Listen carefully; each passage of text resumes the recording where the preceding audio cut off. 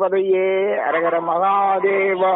தென்னாடுடைய சிவனே போற்றி, எந்நாட்டவர்க்கம் இறைவாகும் சிவா. திருச்சிற்றம்பலம். சான்றோர் மக்களே, பெரியோர்களே, தாய்மார்களே, பக்தகோடிகளே, குழந்தைகளே, நம்முடைய அன்பிற்குரிய நேமத்தாம்பட்டியை சேர்ந்த மெய்யன்பர் முத்துராமன் அவர்கள் கனடாவிலிருந்து பணி செய்து இப்பொழுது தாயகம் வந்திருக்கிற நிலையில் நல்ல ஒரு ஆன்மீக பணி செய்வதற்காக இந்த நிகழ்ச்சியை அவர் நடத்துகிறார்கள்.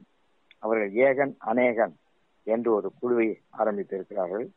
அதனுடைய தொடர்பாக திருவாசகம் கற்பவர் கூட ஆரம்பித்து பல முற்றோர்களை நிகழ்த்தி இருக்கிறார்கள். அதவர நமசிவாய மந்திரத்தை பல இடங்களிலே அவர்கள் பாராயணமாக செய்திருக்கிறார்கள். மிக பெரிய தொண்டை செய்து கொண்டிருக்கும் நம்முடைய அன்பிற்குரிய முத்துராமன் அவர்களும் அவர்களை சேர்ந்த முத்துக்கருப்பன் அவர்கள் இந்த செய்திகளை பதிவு செய்கிறார்கள்.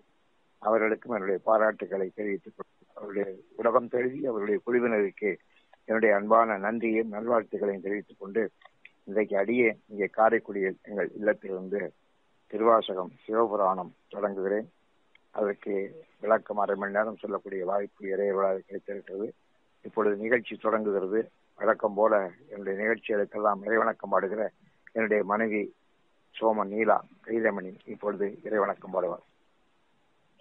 கற்பகமூர்த்தி ஐயா கற்பகமூர்த்தி, கற்பகமூர்த்தி ஐயா கற்பகமூர்த்தி, மூல முதலானவனே கற்பகமூர்த்தி, முன் வந்து காப்பாயே கற்பகமூர்த்தி, காலமிது காலமிது கற்பகமூர்த்தி, கவலைகளை தீர்த்திடுவாய் கற்பகமூர்த்தி, கற்பகமூர்த்தி ஐயா கற்பகமூர்த்தி. இப்பொழுது என்னுடைய மகள் பொன்முடி ராமசாமி.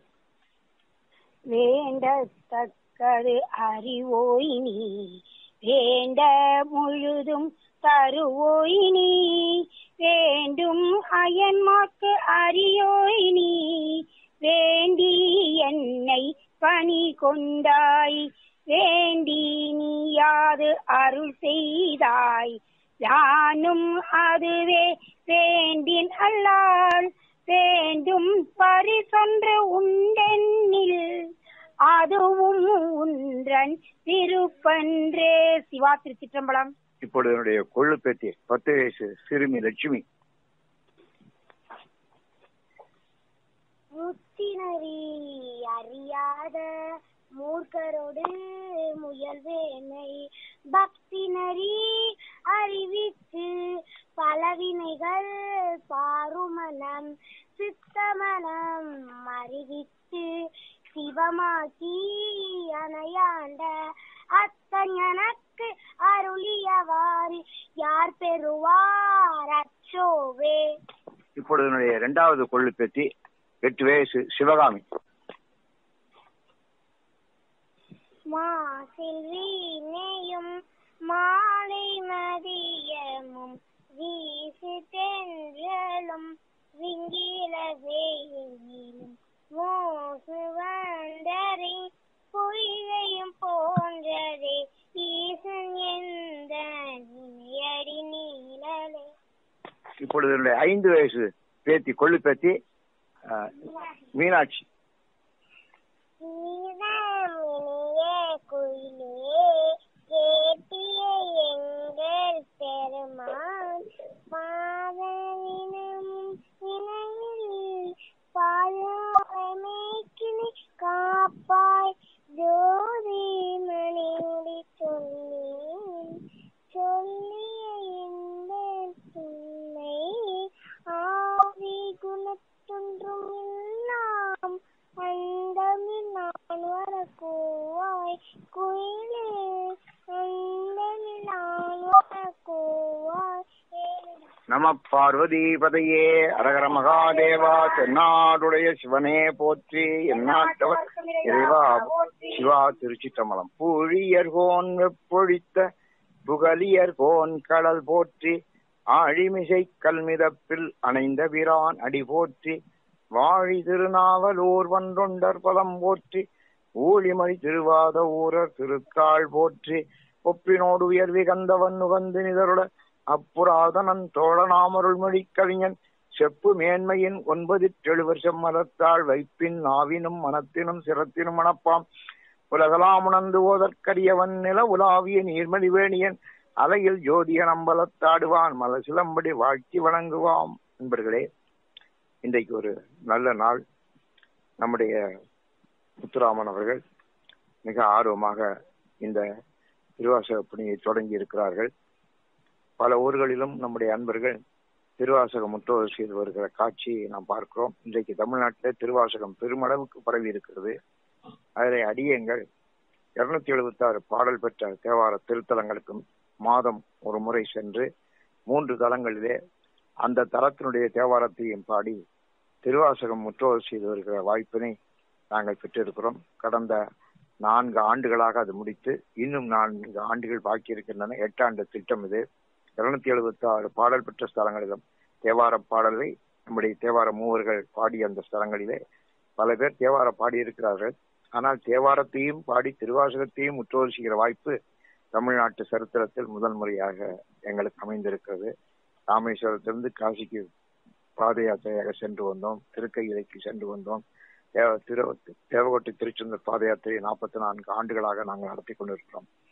இது தவிர ராமாயணம், பாரதம், கந்த புராணம், பெரிய புராணம், திருவிழா புராணம், சிலப்பதிகாரம், மகாபாகவதம் என்று பாரதம் என்று பல நூல்களை புராணங்களை தொடர்புக்குரியதாக ஆற்றி வருகிற காலத்தில் தேவாரம் திருவாசகத்தையும் மக்களிடத்திலே பரப்பி வருகிற பெருந்தொண்டை செய்து கொண்டிருக்கிறோம். தேவகோட்டையில் அடியேன் 4வர்களுக்காகவே ஒரு கோயில் 4 கோயில் கட்டியிருக்கிறேன். அங்கே குரு பூஜைகள் நடக்கும். இப்படியாக என்னுடைய 84 வயசுல 70 வருஷங்களாக எனக்கு அறிய இந்த வேள்வியிலே நான் ஈடுபட்டிருக்கிறேன். அந்த வேள்வியின் தொடர்ச்சியாக இன்றைக்கு உங்கள் மத்தியிலே திருவாசகத்தை அதிலும் சிவபுராணத்தை பற்றி சொல்லி இந்த திருவாசக தொடர் நிகழ்ச்சியை தொடங்கி வைக்க முடியாத வாய்ப்பு முத்துராமன் அவர்கள் எனக்கு வழங்கி இருக்கிறார்கள். அவருடைய இல்லத்திலே வேல் பூஜை செய்தார்கள் ஒரு 1.5 ஆண்டுகளுக்கு முன்னாலே. அதற்கு நான் சென்று தலைமை தாங்கி அந்த நிகழ்ச்சியிலே கலந்து கொண்டு பேசிவிட்டு வந்தேன். அதன் பிறகு இப்பொழுதுதான் அவருடைய தொடர்பு எனக்கு கிடைத்தது. அவர்கள் கனடாவிலிருந்து வந்த உடனே என்னோட தொடர்பு கொண்டு இந்த நிகழ்ச்சியை நான் தொடங்கி வைக்க வேண்டும் என்று கேட்டுக்கொண்டார்கள். இறைவனுடைய திருவுருளாலே இந்த கொரோனா நம்மை எல்லாம் வீழ்த்தி வீட்டுக்குள்ளே வைத்திருக்கும் நேரத்தில், அதிலும் கடந்த 84 ஆண்டுகளிலே இப்பொழுதுதான் நான் படுத்த படுக்கையாக இருந்து படித்துக் கொண்டிருக்கிறேன். எனக்கு இப்படி படிப்பதற்கெல்லாம் நேரம் கிடைத்ததே கிடையாது. வாழ்நாள் முழுவதும் 365 நாட்களும் சொற்பொழிவும் எழுத்தும் பேச்சுமாக இருந்தவன். இந்த கொரோனா நம்மை கட்டுப்படுத்தி வீட்டுக்குள்ளே வைத்திருக்கிறது. இந்த காலத்திலே சில நிகழ்ச்சிகள் இப்படி போன் மூலமாக பேசக்கூடிய சந்தர்ப்பம் நமக்கு கிடைத்திருக்கிறது. அந்த வகையிலே இந்த நிகழ்ச்சி ஏற்பாடு செய்திருக்கக்கூடிய முத்துராமன் அவர்களுக்கும் இதை பதிவு செய்து ஒளிபரப்புகிற நம்முடைய அன்பிற்குரிய முத்துக்கருப்பன் அவர்களுக்கும் என்னுடைய பாராட்டுகளை தெரிவித்துக் கொண்டு, இந்த குழுவிலே இணைந்திருக்கிற அத்தனை அன்பர்களுக்கும் என்னுடைய நன்றியையும் நல்வாழ்த்துக்களையும் தெரிவித்துக் கொண்டு இப்பொழுது நாம் சிவபுராணத்திற்கு வருகிறோம்.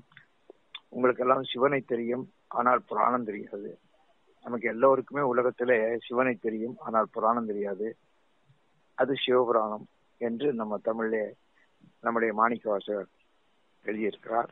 இந்த சிவபுராணம் என்பது சிவ மகாபுராணத்தினுடைய சுருக்கம் என்பதை உங்களுக்கு நான் தெரிவித்துக் கொள்கிறேன். தமிழிலே 18 புராணங்கள் உண்டு. இதையெல்லாம் வியாசர், வேத வியாசர் நைமிசாரணத்திலே இருந்து எழுதினார். 18 புராணங்களை எழுதினார். ஒவ்வொன்றும் பல ஆயிரம் கிரந்தங்களை உடையது. அந்த முறையிலே பார்த்தால் நம்முடைய வேதவியாசர் எந்த இடத்துல இருந்து இந்த புராணத்தை சொன்னாரோ அந்த இடத்துல இருந்தே இந்த புராணங்களை எல்லாம் சொல்லக்கூடிய வாய்ப்பு எனக்கு கிடைத்தது. அந்த முறையிலே இன்றைக்கு நான் சொல்லக்கூடிய இந்த இடம் எங்களுடைய வீடாக இருந்தாலும் இதை நான் நைமிசாரணியமாக நினைத்துக் கொள்கிறேன். திருப்பெருந்துறையாக கற்பனை செய்து கொள்கிறேன்.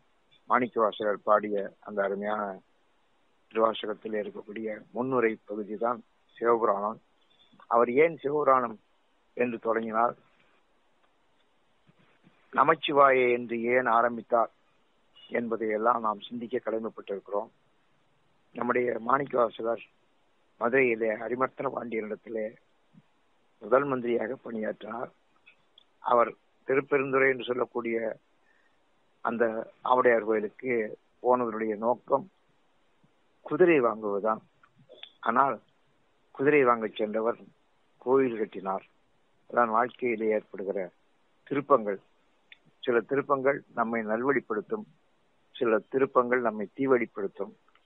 அவருடைய மாணிக்கவாசகருக்கு ஒரு பெரிய வாய்ப்பு அங்கே என்ன கிடைக்க என்றால், திருப்பெருந்துறை ஊருக்குள்ளே நுழைகிற போது அவருடைய காதிலே ஒரு மந்திரம் வந்து ஒலித்தது. நம சிவாய நம சிவாய நம சிவாய என்ற மந்திரம் அவருடைய காதிலே ஒலித்தது. அவர் குதிரையை மறந்தார். நமசிவாய மந்திரம் எங்கிருந்து வந்ததோ அந்த இடத்தை நோக்கி நடந்தார். அங்கேதான் நம்முடைய சிவபெருமான் தன்னுடைய பூத கணங்களோடும் நந்தி கணங்களோடும் எழுந்தருளி அவர்களுக்கெல்லாம் குருவாக இருந்து குருந்த மரத்தின் கீழே இருந்து உபதேசித்துக் கொண்டிருந்தார். அவர் உபதேசித்த மந்திரம் தான் நமசிவாய மந்திரம். இப்படித்தான் நமசிவாய என்று தன்னுடைய பாட்டை நம்முடைய மாணிக்கவாசகர் தொடங்குவதற்கான மூல காரணம் அமைந்தது. ஏனால் அவருடைய காதிலே முதலில் விழுந்து நமசிவாய, அதை வைத்துத்தான் அவர் நமசிவாய வாழ்க நாதன் தாழ்வாழ்க என்று சிவபுராணத்தை திருவாசகத்தை தொடங்கினார். இதற்கெல்லாம் ஒரு முக்கியமான காரணம் உண்டு. 18 புராணங்களிலே 10 சிவபுராணங்கள். அந்த சிவபுராணத்திலே ஒன்று சிவ மகாபுராணம். அது வேத வியாசரால் எழுதப்பட்டது. 24,000 ஸ்லோகங்களை கொண்டது. நம்முடைய மாணிக்கவாசகர்கள் இருக்கக்கூடிய இந்த சிவபுராணம் 95 அடிகளை உடையது. 24,000 ஸ்லோகத்திலே உள்ளக்கூடிய அந்த கதை கருத்துக்களை எல்லாம் அப்படியே மனசிலே வாங்கி அதை சத்தாக ஜூஸாக நமக்கு இந்த சிவபுராணத்திலே மாணிக்கவாசகர் தந்திருக்கிறார் என்பதை உங்களுக்கு நான் முதலில் நுட்பமான கருத்தாக சொல்ல கடமைப்பட்டிருக்கிறேன். உங்கள் மனதிலே பதிய வேண்டியது சிவபுராணம் என்பதுதான் சிவமகாபுராணம். சிவமகாபுராணம் என்பதனுடைய சுருக்கம் தான் சிவபுராணம். சிவனை பற்றி தெரியும், ஆனால் நமக்கெல்லாம் புராணம் தெரியாது. சிவமகாபுராணம் எல்லாம் இப்பொழுது சொல்வதற்கெல்லாம் ஆள் இல்லை. அடியேன் ராமாயணம், பாரதம், கந்த புராணம், பெரிய புராணம், திருவிளையாடல் சொல்கிற போது சிவமகாபுராணத்தையும் ஒரு வாரம் தொடர் பிடிவாக செய்து வந்து கொண்டிருக்கேன் என்பதை உங்களுடைய நினைவுக்கு நான் கொண்டு வருகிறேன். அதனால சிவபுராணம் என்று எடுக்கிற போது நமக்கு சிவ மகாபுராணம் தான் நினைவுக்கு வரும். அந்த புராணத்திலே என்ன சொல்லப்பட்டிருக்கு என்றால், இந்த உலகம் எப்படி தோன்றியது என்று சொல்லப்பட்டிருக்கிறது. உலகம் தோன்றிய போது ஒரே பிரளயமாக இருந்தது. அந்த பிரளயத்திலே மகாவிஷ்ணு படுத்திருக்கிறார். ஒரே இருளாக இருக்கிறது. அவருடைய நாபி கமலத்திலிருந்து பிரம்மா தோன்றுகிறார் இருட்டிலே. அப்படி இருட்டிலே தோன்றியவருக்கு அவருடைய உடல் முழுவதும் அவரால் சுற்றி வர முடிகிறது. ஆனால் உலகத்தை பற்றிய செய்தி எதுவும் அவருக்கு தெரியாது. பிரளயம், தண்ணீர், அதை மகாவிஷ்ணு படுத்துக் கொண்டிருக்கிறார். ஆதிசேஷன் வந்து இப்பொழுது பிரம்மா அவதாரமாகி இருக்கிறார். ஒரே இருட்டு, சுற்றி சுற்றி வருகிறார். அவருக்கு உலகமும் தெரியவில்லை, ஒன்றுமே தெரியவில்லை, இருள். அப்படி இருக்கிறபோது லேசாக ஒரு வெளிச்சம் கிடைத்ததாம். லேசான ஒரு இருள், நல்ல இருளிலே ஊதுவத்தி ஏற்றி வைத்தால் கூட வெளிச்சம் தெரியும். அப்படி லேசாக ஒரு வெளிச்சம் தெரிந்தது. அந்த வெளிச்சம் எப்போது தெரிகிறது என்றால், ஒரு மந்திரம் ஒலிக்கிற போது தெரிகிறது. ஒரு மந்திரம் ஒலிக்கிறது. ஓ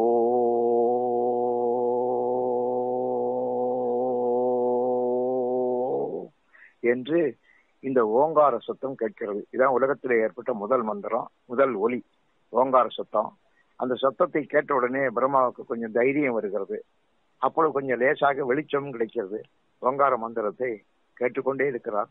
அந்த சத்தம் ஒலித்துக் கொண்டே இருக்கிறது. இதுக்கு பிரணவம் என்று பெயர். முதலில் உலகத்திலே ஏற்பட்ட ஒலி, உலகத்திலே ஏற்பட்ட மந்திரம் பிரணவம், ஓங்காரம் தான்.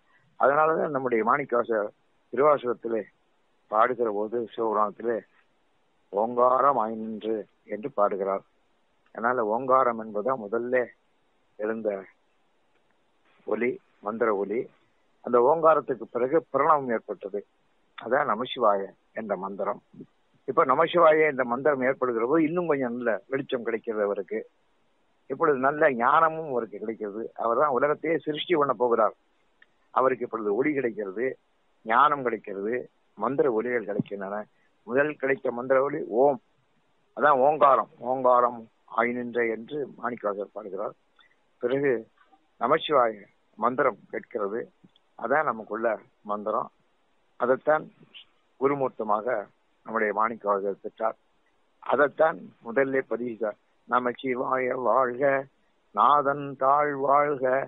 நமசிவாய என்று சொல்கிற போது அது மந்திரம். சிவபெருமானையும் அந்த மந்திரம் குறிக்கும். அவன் தான் நாதன் அதற்கு. அதான் சிவபெருமான். நமசிவாய வாழ்க நாதன் தாழ் வாழ்க. இமை பொழுதும் என் நெஞ்சில் நீங்காதான் தாழ்வாழ்க. ஒரு வினாடி கூட என்னுடைய நெஞ்சை விட்டு அகலாத மந்திரம் அது. இந்த மந்திரங்கிறது அப்படித்தான் இருக்கும். It is a continuous process என்று சொல்வார்கள். தண்ணீரானது ஓடிக்கொண்டே இருக்க வேணும், அப்பதான் அது ஆறு. அது மாதிரி மந்திரங்களும் ஒலித்துக் கொண்டே இருக்க வேணும். அதான் பாராயணம். பாராயணத்துக்கெல்லாம் இடையீடு கிடையாது, பாராயணத்தையெல்லாம் நிறுத்தப்படாது, அதெல்லாம் தொடர்ந்து நடத்தணும்.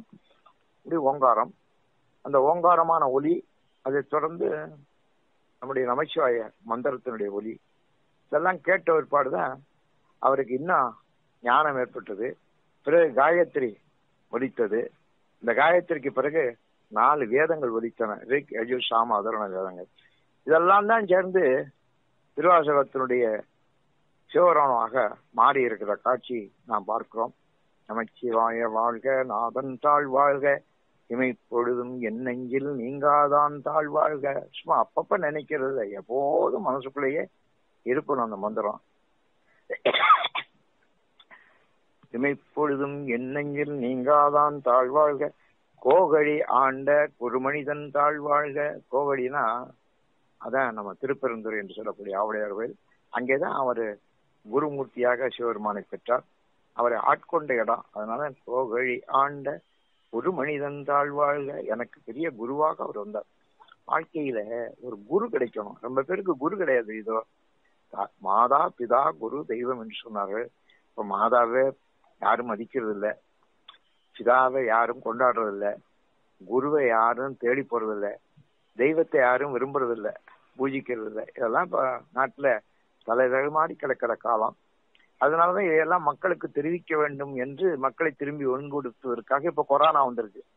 கொரோனா வந்தவருடைய நோக்கம் என்னன்னா, வீதியை சுத்திக்கிட்டு இருந்த மனிதன் வீட்டுக்குள்ள கொண்டாந்து போட்டுச்சு. இப்படி அரெஸ்ட் பண்ண மாதிரி. வெள்ளக்காரன் என்ன செய்வேன், நான் பெரிய தலைவன், எனக்கு எல்லாம் தெரியும் அப்படி சொன்னா அவனை பிடிச்சி ஜெயில போடுறாம. நம்முடைய பிரம்மாவே அப்படித்தான், எனக்கு எல்லாம் தெரியும்னு இருந்தாரு, அவரை பிடிச்சி ஜெயில போட்டாரு முருகப்பெருமா. இந்த கதை. அதனால இந்த புராணத்தை நம்ம படிக்கிற போது அப்படியே அந்த சிவமகா புராணத்தில் இருக்கக்கூடிய முழு கருத்துக்களும் கதைகளும் இந்த சிவபுராணத்திலே ஜூஸாக கொடுக்கப்பட்டு இருக்கின்றன. இது எங்க தொடங்குது அப்படின்னு சொன்னா, நம்முடைய சிவபெருமான் திருவண்ணாமலையில மிகப்பெரிய ஒளியாக, பிழம்பாக, ஒளிப்பிழம்பாக மண்ணுக்கு மண்ணுக்குமாக நின்றான். ஏன் நின்றான்னா, இந்த பிரம்மாவுக்கும் மகாவிஷ்ணுவுக்கும் ஒரு சண்டை வந்தது, கருத்து மோதல். என்ன மோதல்னா, நீ பெரியவனா நான் பெரியவனான்னு. அதான் ஈகோ, ஆணவம். நம்ம சைவசாஸ்திரத்திலேயே ஆணவம், கண்மம், மலம்னு சொல்வார்கள். 3 மலங்கள். இதை ஒழிக்கணும். இதான் நம்முடைய சைவ சித்தாந்தம், இதான் சிவபுராணம், இதான் சிவமகா புராணம், இதான் நம்முடைய தாத்பரியம். நமக்கெல்லாம் வேதம் என்று சொல்லக்கூடியது தேவாரம், திருவாசகங்கள் தான். இந்த திருவாசகத்துல இந்த பழைய புராண நிகழ்ச்சி மிக அழகாக சொல்லப்பட்டிருக்கிறது. சிவன் தெரியும் நமக்கு, புராணம் தெரியாது. அந்த புராணத்தை நாம் தெரிந்து கொள்ள வேண்டும் என்றுதான் சிவபுராணத்தை சுருக்கமாக நம்முடைய மாணிக்கவாசர் இதிலே பதிவு செய்தார் என்பதை நான் உங்களுக்கு நினைவுபடுத்திக் கொள்கிறேன். நான் தான் இந்த உலகத்திலே பெரியவன் என்று பிரம்மாவும் விஷ்ணுவும் சண்டை போட்டுக் கொண்டார்கள். அப்பொழுது திடீரென்று ஒரு பெரிய பேரொளி மண்ணுக்கும் விண்ணுக்குமாக நிறைந்து நின்றது. அது நடந்த இடம் எந்த இடம்னா திருவண்ணாமலை. அந்த ஒளியை பார்த்த உடனே அவர்கள் என்ன முடிச்சார்கள், நாம இந்த ஒளியினுடைய அடியையும் முடியையும் கண்டுபிடிப்போம், யார் முதல்ல கண்டுபிடிக்கிறார்களோ அவர்கள் பெரியவர்கள் என்று முடிவு செய்தார்கள். சரி என்று அவர் தீர்மானம் செய்து பிரம்மா தன்னுடைய அன்னப்பறவையில பறந்து போகிறார். மேலே போய்கொண்டே இருக்கிறார். மேலே மேலே மேலே மேலே அன்னப்பறவை பறந்து கொண்டே இருக்கிறது. கீழே மகாவிஷ்ணு பன்றி வடிவம் எடுத்து தோண்டிக் கொண்டே போகிறார். அன்னமாக வடிவெடுத்து பிரம்மா மேலே போய் கொண்டிருக்கிறார். மகாவிஷ்ணு கீழே பன்றியாக வடிவெடுத்து தோண்டிக் கொண்டே போகிறார். கீழேயே அந்த கால் தெரியல, பாதம் ஒளி போய்கொண்டே இருக்கிறது. கீழே மேலேயும் ஒளி போய்கொண்டே இருக்கிறது. மேலே போய்கொண்டிருந்த நம்முடைய பிரம்மாவுக்கு சோறு வந்து விட்டது. சரி, இனிமேல் நம்மளால போக முடியாது என்று அவர்கள் எப்ப புறப்பட்டார்கள் என்று சொன்னால், அதான் ஆருத்ரா தரிசனம்னு கொண்டாடுற பாருங்க. மார்கழி மாசம் திருவாதிரையில கொண்டாடுகிற ஆருத்ரா தரிசனம். அதான் ஆருத்ரா தரிசனம் ஏன் கொண்டாடப்பட்டது என்றால், அந்த நாள்ல தான், மார்கழி திருவாதிரை நாள்ல தான் இந்த ஒளிப்பிழம்பு ஏற்பட்டது.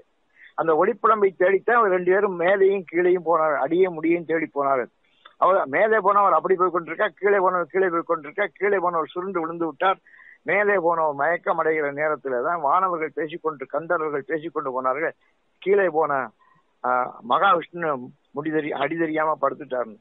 அப்பதான் அவருக்கு தெரிஞ்சு, சரி இனிமே நம்மளும் கீழே போயிடுவோம், நம்மளும் முடியாது, அவரும் தோத்து போனார், நாமும் தோத்து போவோம் என்று கீழே இறங்குறார். அப்படி இறங்குகிற போது ஒரு தாளம்பூ அவருக்கு பக்கத்திலே மேலே இருந்து கீழே வருகிறது. அவர் பார்த்தாரு, இவர் மடியில வந்து பட்டுது. அதை பிடிச்சிக்கிட்டாரு. பிடிச்சிட்டு, நீ எங்க இருந்து வர்றானா? நான் சிவபெருமானுடைய தலையிலேருந்து வர்றேனார். சிவபெருமானுடைய தலையிலையா அப்படின்னாரு. ஆமான்னு. நான் சிவபெருமானுடைய தலையைத்தான் பார்க்க வந்தேன், ஆனா சிவபெருமான் தலை எங்க இருக்குன்னே தெரியலையே, அது எங்க இருக்கு முடியும்? அது ரொம்ப லட்சக்கணக்கான தூரத்துல இருக்கு, நான் அங்க இருந்து வந்துகிட்டு இருக்கேன். நீ எவ்வளவு நாளா பிரயாணம் பண்ணி வர்றேன்னாரு. பல மாசங்களா அங்க இருந்து வந்துகிட்டு இருக்கேன் முடியில இருந்து. அப்படியா, ரொம்ப சந்தோஷம் அப்படின்னு அந்த தாளம்பூவை பார்த்து நம்முடைய பிரம்மா கேட்டாரான், நீ எனக்கு ஒரு உதவி செய்யறான். என்னன்னாரு, நான் இப்ப விஷ்ணுவுக்கு முன்னால போயிருக்கேன், அவரோ அடிய பார்க்கல, நான் முடிய பார்த்தேன்னு சொல்லுவேன். அப்போ நீ சாட்சி சொல்லணும். எது சாட்சியமா? நீ சாட்சி சொல்லணும். நான் தான் முடியும், அதுல இருந்து வர்றேன், கீழே வர்றேன், தாளம்பூ முடியல இருந்து தாளம்பூ, இவர் முடிய பார்த்தேன்னு சொல்லணும். சொல்றியானா? சரி நான் சொல்றேன்னா. சரின்னு கீழே இறங்கி வந்தாச்சு. அப்ப மகாவிஷ்ணு, நான் பார்க்க முடியல, நான் தோத்து பண்ணேன், நீ பாத்தியா முடிய அப்படின்னு பிரம்மா கேட்ட. நான் பார்த்தேன் அப்படின்னாரு. முடிய நீ பார்த்தா யார் சாட்சினார்? இந்த பாரு தாளம்பூ அப்படின்னு கையில இருக்க தாளம்பூ காட்டாரு. இது சிவபெருமானுடைய தலையில இருந்தது, இதுக்கு தெரியும். அது சொல்லிச்சு, ஆமா இவர் சிவனுடைய முடிய பார்த்தாரு, நான் முடியல இருக்கிறேன். அப்படியா அப்படி சொல்ற போது சிவபெருமானுக்கு கோபம் வந்துருச்சு. சிவபெருமான் உடனே காட்சி கொடுத்தார். அதுவரை ஒளிப்பளமாக இருந்தவர் இப்பொழுது உருவமாக வெளியே வந்தார். வந்துதான் சொன்னாரு, டேய் பிரம்மா, நீ நெஞ்சார பொய் சொல்லிட்ட, பொய் சொல்லக்கூடாது, அதனால உன்னை தண்டிக்கிறேன், உன்னை தண்டிக்கிறேன். இந்த உலகத்துல உனக்கு கோயிலே இல்லாமல் போகட்டும், உன்னை மக்கள் வணங்காமல் போகட்டும், உனக்கு வழிபாடுகளே கிடையாது, உனக்கு கோயில் கிடையாது அப்படின்னாரு. தாளம்பூவை பார்த்து சொன்னாரு, நீ தாளம்பூவே பொய் சொன்னதுனால உன்னை இனிமேல் கோயில சுவாமிக்கு அர்ச்சனைக்கு எடுத்துக்கொள்ள மாட்டாரு, வழிபாட்டுக்குரியது. உன்னை வேணா பெண்கள் அணிந்து கொள்ளட்டும், அதனால பரவாயில்ல, ஆனா உனக்கு வழிபாடு கிடையாது, நீ இனிமே உன்னை யாரும் அர்ச்சனைக்கெல்லாம் எடுத்துக்கொள்ள மாட்டார்கள், புனிதத்தன்மை போயிட்டது என்றவர் சொன்னார். அந்த சாபத்தினால்தான் இன்றைக்கு வரை தாளம்பூவை நம்ம சாமிக்கு அர்ச்சனை பண்றதில்ல, பிரம்மாவுக்கும் கோயில் கிடையாது என்று தெரிவித்துக் கொள்கிறோம். அது எப்படின்னா, விண்ணுக்கும் மண்ணுக்குமாக சிவபெருமான் என்ற காட்சியா முதல் காட்சி, புராணத்தில் சொல்லப்படுகிற முதல் காட்சி அதான். விண்ணிறைந்து மண்ணிறைந்து மிக்காய் விளங்கொழியாய், சிவபுராணத்துல மாணிக்கவாசகர் அந்த காட்சியை சொல்றாரு. விண்ணிறைந்து மண்ணிறைந்து, விண்ணுக்கும் மண்ணுக்குமாக இருக்கிற காட்சி அது. விண்ணிறைந்து மண்ணிறைந்து மிக்காய், மேல மேல போகுது, விளங்கொழியாய், ஒளி நிக்கல, அவாட்டுக்கு ஒளி வந்துகிட்டே இருக்கு. விண்ணிறைந்து மண்ணிறைந்து மிக்காய் விளங்கொழியா, எண்ணிறந்து எல்லை இல்லாதானே. எண்ணிறந்துன்னா எண்ணங்களை எல்லாம் கடந்து நிற்கிறான். எண்ணிறந்து எல்லை இல்லாதானே, உனக்கு எல்லை கிடையாது, எண்ணிக்கையும் கிடையாது, எல்லையும் கிடையாது. எண்ணிறந்து எல்லை இல்லாதானே அப்படின்னு அவர் பாடினாரு. நின்பெருஞ்சீர் பொல்லாவினை ஏன் புகழுமாறொன்றர் ஏன், இவ்வளவு பெரிய உருவத்தை எடுத்துக்கொண்டிருந்த உன்னை, நான் பொல்லாத வினையை உடையவன், நான் உன்னை எப்படி புகழுவேன் என்று சொல்கிறார். அதான் சிவ மகாபுராணத்துல சொல்லப்பட்டிருக்கிற முதல் கதை இது. சிவபெருமான் அப்படி ஒளிப்படமாக தோன்றிய இடம் திருவண்ணாமலை. அவர் தோன்றிய நாள் திருவாதிரை. அவருடைய பெருமையை தெரிந்து அவரை எப்ப பாராட்டினாங்க அந்த பிரம்மாவும் விஷ்ணு அப்படின்னா, அதுதான் சிவராத்திரி. மாசி மாசம் சதுர்த்தி திதி, அதான் சிவராத்திரி. மாசி சதுர்த்தி சிவராத்திரி. சிவராத்திரியில தான் அவங்க விடிச்சு விடிய விடிய விடிய விடிய பாராட்டி கொண்டு வந்தாரு. அந்த உண்மையை தெரிந்தோடனே, சிவபெருமானுடைய பெருமையும் உண்மையும் தெரிந்தோடனே அவர்கள் பாராட்டினார்கள். அதைத்தான் நம்ம இப்ப சிவராத்திரியா கொண்டாடுறோம். அவர் தோன்றிய நாள் ஆர்த்திரா தசரமாக கொண்டாடுகிறோம். அது மார்கழி மாசம். மார்கழி தை மாசி 3 மாசம். மாசி மாசம் 3 மாசம் கிளையும் போயிருக்கா. மாசி சிவராத்திரியில இவர்கள் போற்றி புகழ்ந்தார்கள். அந்த போற்றி புகழ்ந்ததை இப்ப போற்றியாக நாம பாடுகிறோம். நமச்சிவாய வாழ்க, நாதன் தாழ் வாழ்க, இமைப்பொழுதும் என் நெஞ்சில் நீங்காதான் தாழ் வாழ்க, கோகழி ஆண்ட குருமனிதன் தாழ் வாழ்க, ஆகமம் ஆகி நின்று அன்னிப்பான் தாழ் வாழ்க. இப்படி சிவராத்திர பாடுற போது இந்த வாழ்க வாழ்கன்னு 6 முறை வரும். அப்புறம் வெல்க வெல்கன்னு 5 முறை வரும். அதுக்கப்புறம் போற்றி போற்றின்னு 8 முறை வரும். 6, 5, 8 இதான் இண்டெக்ஸ். 658 பாட்டு திருவாசகத்துல இருக்கு. 658 பாட்டு திருவாசகத்துல இருக்கிறது என்பதை 6 வாழ்க மூலம், 5 வெல்க மூலம், 8 போற்றி மூலம் நமக்கு ஒரு குறிப்பாக சொல்லி இருக்கிறார் நம்முடைய மாணிக்கவாசகர். 658 பாட்டு திருவாசகம். அதுல திருவாசகம் 95 அடிதான். 95 அடியில சிவமகாபுராணத்துடைய ஜூஸ் சத்த அப்படி நம்ம கொடுத்திருக்கார். இது 24,000 ஸ்லோகம் சிவமகாபுராணத்துல என்பது நான் உங்களுக்கு தெரிவித்துக் கொள்கிறேன். இந்த சிவமகாபுராணம் அல்லது சிவபுராணம் முடிந்த கருத்து என்ன, மூல கருத்து என்ன? பொருள் உணர்ந்து சொல்லுவார் செல்வர் சிவபுரத்தின் அப்படின்னு சொல்றார். இதான் முக்கியம். கடைசி வரைக்கும் இப்ப நான் வந்துட்டேன். பொருள் உணர்ந்து சொல்லுவார்னு சொன்னார். இத படிக்கிற போது இந்த 95 அடியும் படிக்கிறோம், திருவாசகம் பூரா 658 பாட்டு படிக்கிறோம், முற்றோர் பண்றோம். ஆனா பொருள் வந்து படிக்கணும். முதல்ல பொருள் வந்து படிக்க முடியாது. முதல்ல படிக்கணும், அப்புறம் நல்லா பதியணும், அதுக்கப்புறம் பொருளை கேட்கணும், அதுக்கப்புறம் அந்த பொருளை நம்ம வியாக்கியானம் பண்ணணும். இவ்வளவு ஸ்டேஜுக்கு நீங்க போகணும். முதல்ல எடுத்த உடனே நான் பொருள் உணர்ந்துதான் படிப்பேன் அப்படின்னா நீங்க எதுவுமே படிக்க மாட்டீங்க, படிக்க முடியாது. சிவபுராணம் எல்லாம் அவ்வளவு எளிமையாக படித்து புரிந்து கொள்ளக்கூடிய செய்தியும் இல்லை. ஏன்னா அவ்வளவு வேதாந்தம், அவ்வளவு சிவ தத்துவம். அதனாலதான் அவர் சொன்னாரு, நம்முடைய இதனுடைய கருத்து என்ன அப்படி சொன்ன, பிறப்பருக்கும் பிஞகந்தன் பெய்கடல்கள் வெல்க. பிறப்பருக்கும் பிஞகன், பிஞகன்னா சிவருமான் தான். சிவருமான் தான் பிறப்ப அறுக்கிறவன். தெரியுதா? நம்ம கடைசியா முடிந்த முடிவா நாம சரியை, கிரியை, யோகம், ஞானம், ஞானத்துக்கு போனவர் போறதான் முக்தி கிடைக்கும். அந்த முக்தினா போயிட்டு திரும்பி வருது. மீட்டிங்கு வந்து வினை பிறவி சாராமே சொல்லிட்டு மோட்சத்துக்கு போனா திரும்பி வரக்கூடாது. திரும்பி வர்றது இல்லை. அவருடைய சிவன் கிளதை அடைகிறது, திருவடி அடை சிவன் நிலதை அடைந்தார்னு சொல்ல பாருங்க. அதுக்கு பேர் தான் மீட்டிங்கு வந்து வினை பிறவி சாராமை. இந்த வினையில நான் இந்த வினை பிறவி இருக்கே, பிறவியினாலே வினைதான், வினையினாலே பிறவிதான். வினையினால பிறவி கட்டும், பிறவியினால வினை வரும். இது சிவபுராணம் மாதிரி. சிவன்னாலே புராணம் தான், புராணம்னாலே சிவன் தான். புராணமானதுன்னா அப்படின்னா புராதனமானதுன்னு அர்த்தம். புராதனமான சிவபெருமானுடைய பெருமையை நம்ம சொல்றோம். அவனை வணங்குறோம். என்னத்துக்கு அப்படின்னா மீட்டிங்கு வந்து வினைப்பிறவி சாராமே அப்படின்னார். மாயப்பிறப்பறுக்கும் மன்னன் அடி போற்றி. மாயப்பிறவி, அந்த பிறப்பை அறுக்கிறேன். சிவபெருமா என்ன செய்யறான்னா, நம்ம படிக்க படிக்க பாராயணம் பண்ண தோழ போற்றி சொல்ல சொல்ல அவன் நம்ம பிறப்பை அறுக்கிறேன். முந்தை வினை முழுதும் ஓய உரைப்பன் யான். முந்தை வினை முழுது எத்தனை பிறப்ப நம்ம இந்த உலகத்துல எவ்வளவு பிறப்பு நாம பிறந்திருக்கோம். மாதாவும் உடல் சொல்லித்தாள், பேதாவும் கை செலித்தான்னு பாடினாரு பட்டினத்தாள். நம்ம பிடிச்சு போட்டு போட்டு போட்டு எத்தனையோ பிறவிகள் நம்ம பிறந்திருக்கோம். அதுல எல்லாம் வினைகள் அப்படி அப்படியே பாக்கி இருக்கும். முந்தை வினை முழுதும் ஓய உரைப்பன் யா. அது ஓயணும், ஓஞ்சாதான் நமக்கு முக்தி கிடைக்கும். அதனால முந்தை வினை முழுதும் ஓய உரைப்பன் யான். உய்ய என் உள்ளத்துள் ஓங்காரமாய் நின்ற மெய்யா விமலா. அவனுடைய பெருமையை சொல்றாரு. ஓங்காரமா தான் நீ தோன்றுன, ஓங்காரத்தை தான் உலகத்துக்கு முதல்ல கொடுத்த, அதான் நீ கொடுத்த மந்திரம். இப்ப என் மனசுக்குள்ளேயே நீ ஓங்காரமா இருக்கிறியே. உய்ய என் உள்ளத்துள் ஓங்காரமாய் நின்ற மெய்யா விமலா விடைப்பாகா. வேதங்கள் ஐயா என ஓங்கி ஆழ்ந்த கண்ட நுண்ணியனே. வேதங்கள் எல்லாம் தோன்றின, நீ தான் தோற்றுவிட்ட. முதல்ல ஓங்காரம், அப்புறம் நமசிவாய மந்திரம் பஞ்சாட்சரம், அப்புறம் காயத்ரி, அப்புறம் வேதம். அந்த வேதமெல்லாம் என்ன சொல்லுது? ஐயா ஐயா ஐயான்னு உன்னத்தாப்பா ஓங்கி பாராட்டி புகழ்கின. ஐயா என ஓங்கி ஆழ்ந்து அகன்ற நுண்ணியன். எவ்வளவு நுட்பமானவன் நீ. ஆழமா இருக்க, அகலமா இருக்க, நுட்பமா இருக்க. அதான் வேல். முருகப்பெருமானுடைய வேல் இருக்கே, ஆழமா அகலமா நுட்பமா இருக்கும். அது ஆழ்ந்து அகன்ற நுண்ணியனேன நுட்பம். அவ்வளவு நுட்பமானவன் நம்முடைய சிவபெருமான். அந்த சிவபெருமான் அவனை பத்தி சொல்றாரு, மேல விடாம சொல்றாரு. என்ன சொல்றாரு? பிறந்த பிறப்பருக்கும் எங்கள் பெருமான், பிறந்த பிறப்பருக்கும் எங்கள் பெருமான். இப்ப பிறந்தாச்சு, இது அறுக்கணும்ல, அத அறுக்கணும். நான் எப்படி இருக்கேன் வாழ்க்கையில? நாயிற்களையாய் கிடந்த அடியேற்கு தாயிற் சிறந்த தயாவான தத்துவனே. உலகத்துல ரொம்ப உயர்ந்த இடத்த வசிக்கிறது எது அப்படின்னா தாய் தான். தாய்க்கு மேல உயர்ந்த ஸ்தானம் கிடையாது. இப்ப தாயை போற்றுகிறவர்கள் உலகத்துல ரொம்ப குறைஞ்சு போனார்கள். எல்லாமே குறைஞ்சு போச்சு, அதில் இதுவும் போச்சு. தாய் தான் உயர்ந்த ஸ்தானம். அது மாதிரி மட்டமான ஸ்தானம் உலகத்துல எது தெரியுமா? நாய் தான்.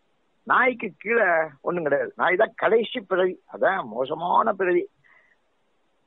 அதனால இப்ப போய் நாயை வளர்த்துக்கிட்டு இருக்கலாம். பசு வளர்க்க சொன்னா நாயை வளர்க்குறேன் எல்லாரும். என்ன பண்றது? உலகத்துல எல்லாம் தலைகளா நடக்குது. அந்த காலத்துல பசு வளர்ப்பாரு, வீட்டுக்கு வீடு பசு வளர்ப்பாரு, கோ பூஜை செய்வாரு. இப்ப கோ பூஜைங்கிறது கோயிலே குறைஞ்சி வச்சு. ஏன்னா கோ கிடையாது, இப்ப கோயிலே பூட்டி வச்சிருக்கு. கொரோனா தான் இப்ப எங்க பார்த்தாலும் கோயில்ல கோவை வச்சுக்க சொன்னா கொரோனான்னு சொல்லி கோயிலெல்லாம் நம்ம அடைச்சு வச்சிருக்கோம். எல்லாம் அவ்வளவு தலைகளா இருக்கு. அதனால சொன்னோம், தாயை போற்றணும். ஞாயிற்கடையாய் கிடந்த அடியேற்கு அப்படிங்கிற கீழே மட்டமா இருக்கிறதுக்கு நாய், ரொம்ப உயர்வா இருக்கிறதுக்கு தாய். நான் ரொம்ப மட்டமா ஞாயிற்கடையாய் கிடந்த அடியேற்கு தாயிற் சிறந்த தயாவான தத்துவனே. தாய்க்கு மேல தாயோடைய உருவம் இந்த உலகத்துல கிடையாது. அப்படிப்பட்ட தத்துவமாகவும் உலகத்திலே உருவமாக இருக்கிறார். நீ பாசமாம் பற்றெடுத்து பாரிக்கும் மாறியனே. நீ எனக்கு என்ன செய்யணும்? இந்த பாசத்தை அறுக்கணும். பாசத்தை அறுக்கிறது ரொம்ப கஷ்டங்க. அதான் மலம், தெரியுதா? பாசம் இருக்கே, அதான் மாயம். இந்த பாசத்தால நம்ம இந்த உலகத்துல பணத்துல ஆசை, பதவியில ஆசை, அதிகாரத்துல ஆசை, இன்பத்துல ஆசை, சாப்பாட்டுல ஆசை, தூக்கத்துல ஆசை, ஒருத்தருக்கும் ஒவ்வொன்றுல ஆசை இருக்கு. அந்த பாசத்தை நம்ம நீக்கணும். பாசமாம் பற்றறுக்கும் பாரிக்கும் மாறியனே. நீ தான் அதை நீக்கிற. ஈத்தன்னை ஆட்கொண்ட எந்தை பெருமானே. நானாவா உங்ககிட்ட வந்தேன்? இல்லையா, நீ தானே என்னை ஈர்த்து உங்கள்ட்ட கூட்டிட்டு போன. நான் சாதாரண குதிரை வாங்க வந்தவன் தானே. நீ தானே எனக்கு ஒரு உருவத்தை காட்டி மந்திரத்தை சொல்லி ஈர்த்து என்னை ஆட்கொண்டாய். குருந்த மரத்தின்களே. குரு இருந்த மரம் தான் குருந்த மரம்னு பேரு. அது குரு இருந்த மரம். குரு அங்கே இருந்தாரு, சுவாமி குருவாக வந்து இருந்த மரம்.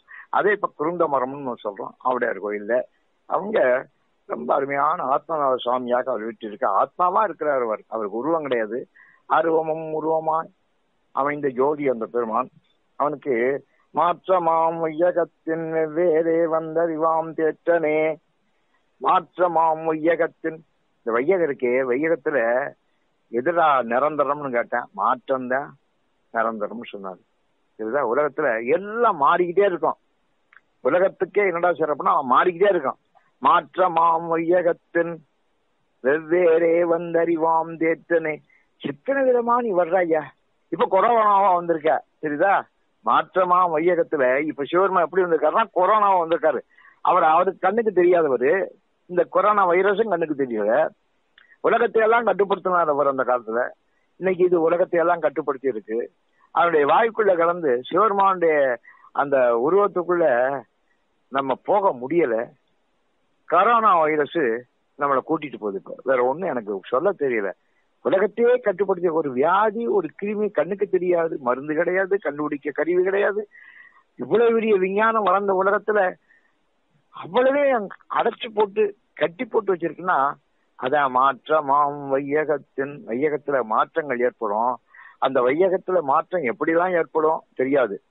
அதெல்லாம் சிவருமனுக்கு தான் தெரியும். தேற்றனே, தேற்ற தெளிவே. தேற்றம்னா தெளிவுன்னு அர்த்தம். தெளிவுல இன்னும் மிக தெளிவு. தேற்றனே, தேற்ற தெளிவே. கடல்னா கரை. கடலை கடக்கிறதே கரையை கடக்க முடியாம போனதெல்லாம் உண்டு, தெரியுதா? கடலை கடக்கம் போனவன், கடந்து போனவன் கரையை கடக்க முடியாம விழுந்த காட்சியை நம்ம நிறைய பார்த்துருக்குறோம். விண்ணுலகத்துக்கு போயிட்டு வந்தேன். ரொம்ப பேர் விண்ணுலகத்துக்கு போயிட்டு மேலே எல்லாம் போயிட்டு திரும்பி வர்றேன். வந்துவேன் கரையிறங்குற போது, கடல்ல கரையிறங்குற போது அடிபட்டு சுத்திருக்கான், தெரியுதா? அதனால கரையை கிடக்கிறது முக்கியம். கடலை கிடக்கிறது முக்கியம் இல்ல, கரையை கிடக்கணும். தேற்றமா இருக்கிறது பெருசு இல்ல, அந்த தேற்றத்தினுடைய தெளிவா இருக்கணும். தேற்றனே, தேற்ற தெளிவே அப்படின்னு அவனை மாற்றமாம் வையகத்தின் வெவ்வேறே வெவ்வேறு விதமா வந்து அறிவாம் தேற்றனே, தேற்ற தெளிவே. என் சிந்தனையுள் ஊற்றான உண்ணாரமுதே. ஊற்று எப்படி வந்துகிட்டே இருக்கோ அது மாதிரி வந்துகிட்டே இருக்கும். நீ தான் அதையெல்லாம் எனக்கு உணர்த்தணும். மீட்டிங்கு வந்து வினை பிறவி சாராமே. கடைசியா சொல்றாரு, இந்த சிவமகாபுராணத்தினுடைய கருத்து என்ன தெரியுமா? உட்கருத்து, இந்த பூமியில நம்ம பிறந்தது போதும், முக்தி பெறணும், மோட்சம் வரணும். அதுக்குள்ள கதைகளத்தை அவர்களது கோர்வையாக சொல்லி இருப்பார்கள். அது 24,000 ஸ்லோகம். அதைத்தான் 95 அடியில சொல்றாரு. இப்ப 67வது வருஷத்துல சொல்றாரு, மீட்டிங்கு வந்து வினை பிறவி சாரம். இவ்வளவு நான் பாடிட்டேன், பேசிட்டேன், உன்னை பத்தி தெரிஞ்சுக்கிட்டேன், தெரிஞ்சதாகவும் சொல்லிட்டேன். ஆனா திரும்பி எனக்கு வினைப்பிறவி வந்துடக்கூடாது. மீட்டிங்கு வந்து வினை பிறவி சாராம். திரும்பி இந்த பூமிக்கு நான் வந்து அந்த வினை பிறவி சார்ந்து, பிறவினுடைய வினை சார்ந்து இப்படி பிறந்து இறந்து பிறந்து இறந்து பிறந்து இறந்து பிறந்து இறந்து வேற்று விகார விடக்குடமென் உட்கிடப்ப, வேற்று விகார விடக்குடமென் உட்கிடப்ப. எப்படி உடம்பு பல பல விகாரமான உடம்புகள் ஒன்னொன்னுக்குள்ளேயா போய் நான் கிடக்கணும் பாப்பா, அது வேண்டாங்கிறார். மீட்டிங்கு வந்து வினை பிறவி சாராமே அப்படி சொல்லிட்டு என்ன சொல்றாரு, அல்லற் பிறவி அறுப்பானே ஓ என்று. இப்ப 91வது வரைக்கும் வந்துட்டோம். அல்லல் பிறவி அறுப்பானே ஓ என்று. அல்லற் பிறவி இருக்கே அல்லல் தான். அல்லல் போம் வல்வினை போம் அன்னை வயிற்றில் பிறந்த தொல்லை போம் போகா துயரம் போம்னு பாருங்க பாருங்க. இது அல்லல் பிறவிதான். இந்த பிறவிக்கு ஆசைப்படவே கூடாது. ரொம்ப பேரு பிறவிக்கு ஆசைப்படுறேன், பிறவி போதும் நமக்கு. அல்லல் பிறவி அறுப்பானே, நீ தான் அறுக்கணும், எனக்கு அறுக்க தெரியாது. அதனால அறுப்பானே ஓ என்று. ஓன்னு சொன்னாலும் ஓம்னு சொன்னாலும் ஒண்ணுதான். உனக்கு ஓம்னு நான் சொல்றேன், ஓன்னு சொல்றேன், ரெண்டும் ஒண்ணுதான். அல்லல் பிறவி அறுப்பானே ஓ வென்று சொல்லற்கரியானை. உனக்கு சொல்ல முடியுமா? சொல்லால சொன்னா நீ அந்த சொல்லுக்குள்ள அடங்கிறியா? சொல்லற்கரியானை சொல்லி திருவடி கீழ். சொல்லிட்டு உன்னுடைய திருவடியை தானப்பா நான் தொட்டுக்கணும், நான் உன் திருவடிதான் நிக்கிறேன். திருவடி கீழ் சொல்லிய பாட்டின் பொருள் சொல்லுவார். உன் திருவடி கீழே நான் வரணும் அப்படின்னா பாட்டினுடைய பொருளை உணர்ந்துக்கணும். தெரியுதா? சிவம் சிவனுடைய புராணம், சிவபுராணம் தான் சிவ மகாபுராணம். இத சிவனையும் புரிஞ்சுக்கணும், சிவபுராணத்தையும் புரிஞ்சுக்கணும், சிவ மகாபுராணத்தையும் புரிஞ்சுக்கணும்னா இது தெளிவா இருக்கணும், பொருளை புரிஞ்சுக்கணும். சொல்லிய பாட்டின் பொருள் உணர்ந்து சொல்லுவார் செல்வர் சிவபுரத்தின். அவங்கதான் திருக்கைலாசி போவார். நானும் என் மனைவி 2004ஆம் வருஷம் திருக்கைலாசத்துக்கு போயிட்டு பரிக்கிரமாவெல்லாம் பண்ணிட்டு வந்தோம். அது வானவர்களும் தேவர்களும் நம்முடைய கந்தரர்களும் எச்சர்களும் கிண்ணறர்களும் முனிவர்களும் மகான்களும் மட்டுமே போகக்கூடிய இடம். இப்ப நம்ம இந்த காலத்துல கொஞ்சம் போறதுக்கு கொஞ்சம் வசதிகள் இருக்கு, அதனால நாங்க போயிட்டு பத்திரமா வந்து சேர்ந்தோம். அந்த காட்சியெல்லாம் மனசுல இருக்கு. அந்த பொன்னார் மேனியனாக அவன் காட்சி அளித்தான், அதையெல்லாம் பார்த்தோம் நாங்க. அந்த நினைவோடுதான் இப்ப நான் பேசுறேன். சொல்லிய பாட்டின் உணர்ந்து சொல்லுவார் செல்வர் சிவபுரத்தின். அவங்கதான் சிவலோகத்துக்கு கைலாசத்துக்கு போக முடியும். நாங்க போயிட்டு வந்தோம். ஆனா இந்த மனித பிறவியில போயிட்டு வர்றதுங்கிறது பெரிய அதிசயம். அந்த காலத்துல காரைக்கிழமையார் தான் முதல்ல போனாங்க.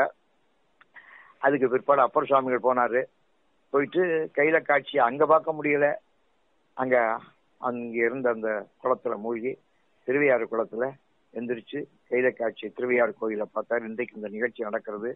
அப்படி நம்முடைய அப்பர் சுவாமிகள் 81 வயசுல அத பாடுறாரு. அடியன் இப்ப 84 வயசு முடிய போகுது. இப்போ இந்த நேரத்துல இருந்து இந்த காட்சி கையிலை காட்சியை சொல்ல முடியாத பாக்கியம் எனக்கு கிடைத்தது. சொல்லற்கரியானை சொல்லி திருவடி கீழ் சொல்லிய பாட்டின் பொருள் உணர்ந்து சொல்லுவார். உங்களுக்கு எல்லாம் நான் கேட்டுக்கிறேன், பொருள் முதல்ல புரியாது, படிச்சுக்கிட்டே இருங்க, திருப்பி முற்றுவாள் பண்ணுங்க. ஒரு நாளைக்கு உங்களுக்கு ஆசை வரும் பொருள் தெரிஞ்சுக்கணும். இப்படி பொருள் தெரிந்து கொள்ள வேண்டும் என்ற ஆசை வருகிற போது நீங்க அதை பொருளை கேளுங்க. சும்மா ஒருத்தன் பொருள் சொல்றாங்கிறக்கா நீங்க கேட்டா அது பதியாது. பசி வந்த போது சாப்பிடுங்க, அது பசிக்கு பலன் உண்டு. அதே மாதிரி பொருள் உணர வேண்டும் என்ற தாகம் ஏற்படணும். அந்த தாகம் ஏற்படுற போது கேட்டீங்கன்னா இது உங்களுக்கு நல்லா புரியும். பொருள் உணர்ந்து சொல்லுவார் செல்வ சிவபுரத்தின். அவர்கள் தான் அந்த சிவபுரத்துக்கு போவார், திருக்கையிலுக்கு போவார். சிவனடி கீழ் பல்லோரும் ஏத்த பணிந்து. அந்த சிவன் திருவடி கீழே போய் நம்ம உட்கார்ந்தோம்னா பல்லோரும் ஏற்றுவாரு. அந்த பகவானும் நம்ம ஏற்றுக்கொள்வார் என்ற அளவிலே இன்றைக்கு நாம இந்த சிவபுராணத்தினுடைய முடிவாகிய கையிலையை அடைவது, சிவபெருமானுடைய திருக்கடலை அடைவது, முக்தி அடைவது, மீட்டிங்கு வினைப்பெரிய சேரக்கூடாது, நமக்கு அந்த சாகித்ய பதவியை கிடைக்க வேண்டும், முக்தி மோட்சம் கிடைக்க வேண்டும் என்பதுதான் என்னுடைய கருத்து. அந்த கருத்தை நீங்கள் புரிந்து கொண்டு அதன்படி இந்த திருவாசகம் முழுவதையும் படித்து பொருள் மேலும் மேலும் படித்து மேலும் மேலும் பொருள் அப்படியே முக்தி பேற்றை அடைய வேண்டும் என்று கேட்டுக்கொண்டு இந்த நிகழ்ச்சி ஏற்பாடு செய்த நம்முடைய முத்துராமன் அவர்களுக்கும் இதை பதிவு செய்த முத்துக்கருப்பன் அவர்களுக்கும் இதை கேட்கிற மக்களுக்கும் சுபிட்சமாக வாழ நான் சிவபெருமானுடைய திருவருளை பிரார்த்திக்கிறேன். அனைவருக்கும் நன்றி, வணக்கம், நல்வாழ்த்துக்கள்.